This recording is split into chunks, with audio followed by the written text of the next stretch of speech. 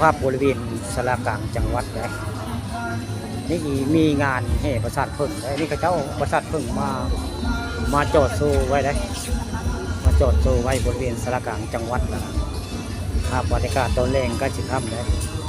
ผู้ข้าปาราคำมาชมภาพบรรยากาศในงานมาให้เบิ่งให้ชมพี่น้อง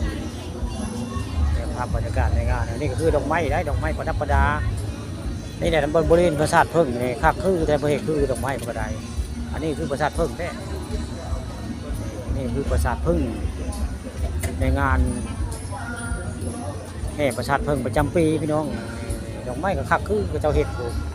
ดอกบัวคือแต่ไรดอกบัวคือแต่แท้ดอกบัวก็คือแท้ปลูกเจ้าเปิดไฟนะการจะเข้าเปิดไฟเลยนะ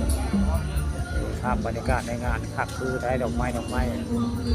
สีสันคักงามแต่แท้ดอกไม้ดอกบัวพี่น้องดอกบัวได้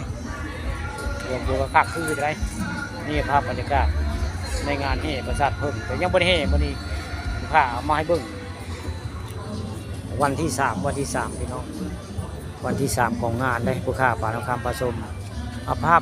ในงานข้าเจ้ามาให้เบิ่งให้ส้มได้มาดิดอกบัวคักดอกบัวงามพี่น้องคักคือได้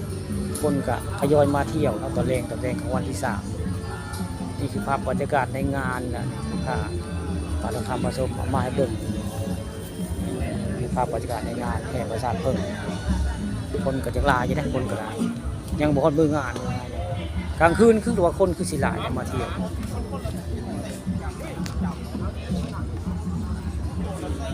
นี่คือภาพบรรยากาศดอกไม้สวยงามอยู่บริเวณสารกลางจังหวัดนะขักคือแต่ดอกไม้เป็นอะไรแต่ดอกขักคือแต่นี่คือดอกไม้สวยงามพี่น้องดอกไม้สวยงามอยู่บริเวณสารกลางจังหวัด